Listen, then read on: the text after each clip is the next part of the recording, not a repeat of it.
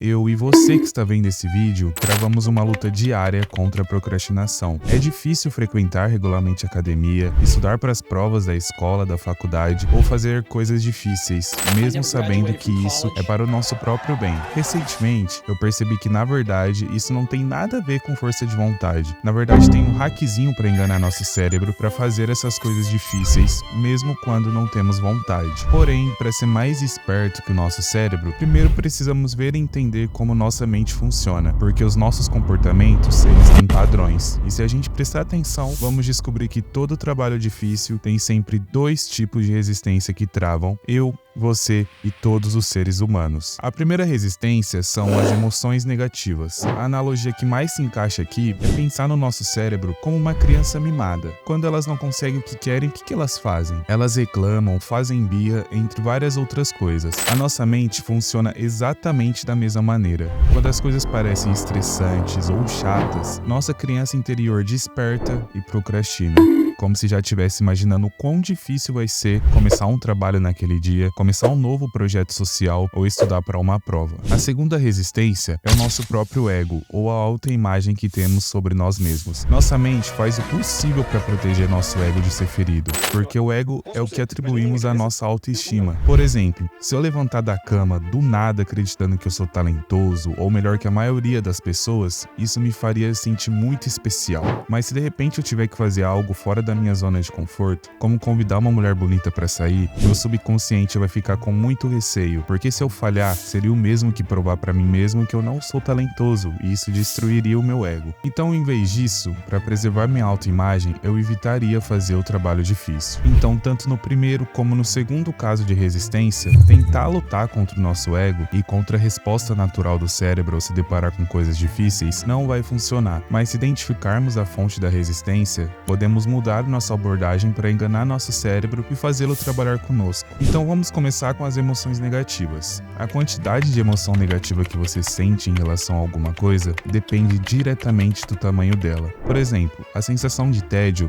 ela seria consideravelmente pior se eu soubesse que eu teria que passar 2 meses sem meu celular, ao invés de passar só 1 hora sem ele. Eu me sentiria muito mais sobrecarregado se eu tivesse que escrever um livro inteiro do que se eu tiver que escrever apenas um parágrafo. Nossa mente é muito visual. Ela faz um cálculo mental da quantidade de esforço e luta que vamos ter para alcançar o objetivo final. Mas e se ao invés disso nós mudarmos o objetivo? A primeira dica para isso é dizer a si mesmo que você só vai fazer um pouquinho da coisa difícil. Você só vai dar um pequeno passo de bebê. Ler um livro inteiro parece cansativo, mas ler 3 a 4 páginas não é tanto. Ficar malhado parece impossível, mas começar a fazer uma série de supino, não. Correr 10 km parece realmente muito longe, mas que tal se a gente só corresse por aí?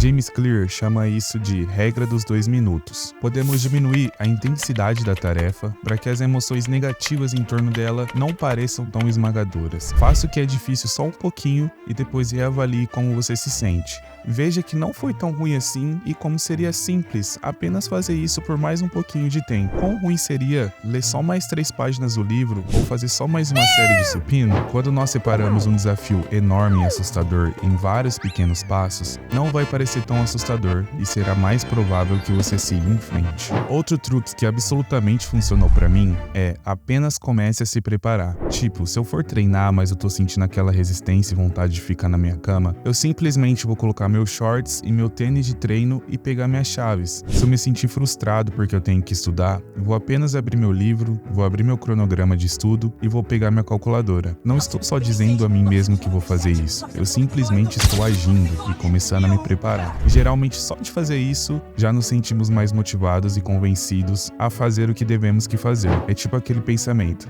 já tô aqui mesmo, né? Vai falar que você nunca comprou algo ou fez algo influenciado por essa frase. Sério, essa dica funciona de verdade, experimente na sua vida. Você também pode agrupar trabalhos difíceis com trabalhos agradáveis ou com recompensas. Lembra do que eu disse que o nosso cérebro é uma criança mimada?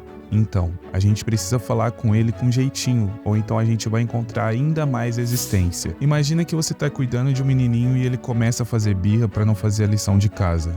Eu diria o seguinte: bom, se você terminar seu dever de casa, você pode ver e escolher um filme para assistir. O agrupamento de trabalho é incrivelmente subestimado e eficaz. Eu uso isso o tempo inteiro. Eu até posso fazer planos de sair com meus amigos, mas só se eu tiver tudo adiantado para esse dia. Eu posso assistir meus animes ou filmes apenas se eu fiz tudo que eu tinha que ter feito aquele dia, como se fosse literalmente uma recompensa. Sempre tente encontrar maneiras de incentivar o trabalho árduo com diversão, e as emoções negativas em torno disso não será tão forte, e será mais provável que você faça o que tem de ser feito, mesmo que seja difícil. Bom, vamos falar de ego agora. O nosso ego é formado com base em todo o nosso passado, experiências e vivências, define quem somos e molda a nossa realidade. No livro de Maxwell Maltz, Psicocibernética, ele explica que todas as nossas ações, sentimentos, comportamentos e até mesmo as nossas habilidades são sempre interligadas com a nossa autoimagem. Só podemos agir com base nas crenças que temos sobre nós mesmos. Porém, as nossas crenças não têm nada a ver com a ação em si. Por exemplo, independente de se eu acredito ou não que eu possa correr 1 km em 4 minutos, o ato de tentar é exatamente o mesmo em quem acredita e em quem não acredita. A única diferença é o que o nosso ego põe em resistência porque tem medo de falhar. Então, algo que a gente pode fazer é o que eu chamo de tirar a pressão do nosso ego. Durante a minha faculdade e estágio de engenharia, eu frequentemente tive que sair da minha zona de conforto e fazer coisas difíceis. Eu tive que dar palestras, apresentar seminários, tomar decisões arriscadas, preparar reuniões e apresentá-las para muitas pessoas importantes. Enfim, só queria dizer que isso é aterrorizante. Mas em contrapartida, eu trabalhei e estudei com outras pessoas que realmente não pareciam incomodadas, mesmo quando cometiam erros e coisas do tipo. Uma vez eu perguntei a um dos meus amigos como ele sempre foi tão positivo e disposto a sair da zona de conforto, e ele me disse que não ficava pensando muito naquilo e que tentava se divertir com a situação. Ele estava imerso no processo, aprendendo e tratando como se fosse um jogo. E isso realmente me pegou. Ou seja, se tirarmos a pressão de nós e nos concentrarmos apenas em se divertir, a resistência e o medo caem, e podemos simplesmente começar a aproveitar a tarefa e realmente executá-la melhor. Acho que essa ideia de se divertir fazendo o que é necessário realmente se aplica a muitas coisas na vida, especialmente quando se faz algo difícil. Agora, com certeza você provavelmente deve estar pensando: não tem a menor possibilidade de eu imaginar algo difícil sendo divertido. Acordar às 5 da manhã, correr no frio congelante, ir pra academia levantar coisas pesadas, simplesmente não dá pra ser divertido. Eu concordo, juro pra você. Mas há outro truque que a gente pode usar no nosso cérebro pra mudar a narrativa que temos sobre nós mesmos. Todos nós falamos sozinhos, mas o que a maioria das pessoas não percebem é que as palavras que usamos são muito importantes. Existem nuances na nossa linguagem que podemos usar para enganar nosso cérebro.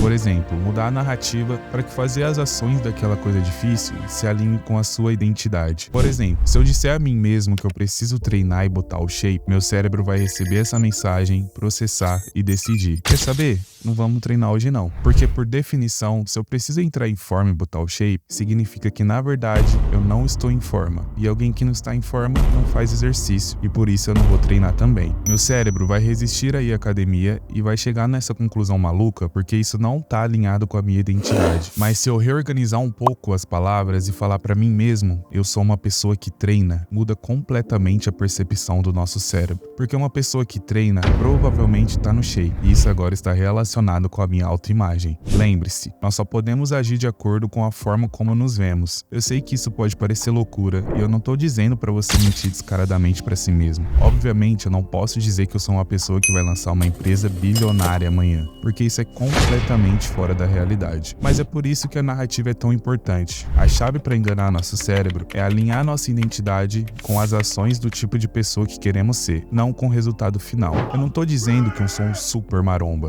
eu tô dizendo que eu sou alguém que treina focado. E você vê a diferença? Um deles é baseado no progresso, baseado em ações, e o outro é baseado na fantasia. É claro que não queremos que nosso cérebro esteja em um estado constante de engano. Ficar enganando o nosso cérebro não é uma solução permanente para tirar o nosso da reta toda vez que tiver algo difícil a ser feito. E realmente não precisa ser sempre assim. Uma vez que cultivamos a consistência em nosso trabalho e em nossos hábitos, eles por si só se tornam um efeito de bola de neve que traz pra gente motivação. A ação consistente leva ao progresso, que leva à motivação. Ver resultados no meu crescimento muscular me deu motivação para ir à academia, e quanto mais eu vou para academia, melhor eu fico, tanto no resultado quanto na execução. Isso traz um efeito positivo, pois todos nós adoramos ver o quão bom a gente fica em alguma coisa. Ninguém gosta de ser ruim no que faz, e isso traz emoções negativas. Mas assim que desenvolvemos consistência, vamos começar a gostar de fazer o difícil. Vamos começar a aproveitar a sensação estressante de pegar peso. Vamos começar a aproveitar o esforço mental de estudar e aprender. E esse é o nosso objetivo final. Experimente você mesmo fazer isso. Essas são algumas das estratégias que eu uso para me obrigar a fazer coisas difíceis enganando o meu cérebro. Se você tiver outras estratégias que você usa, comente aqui abaixo que eu quero verificar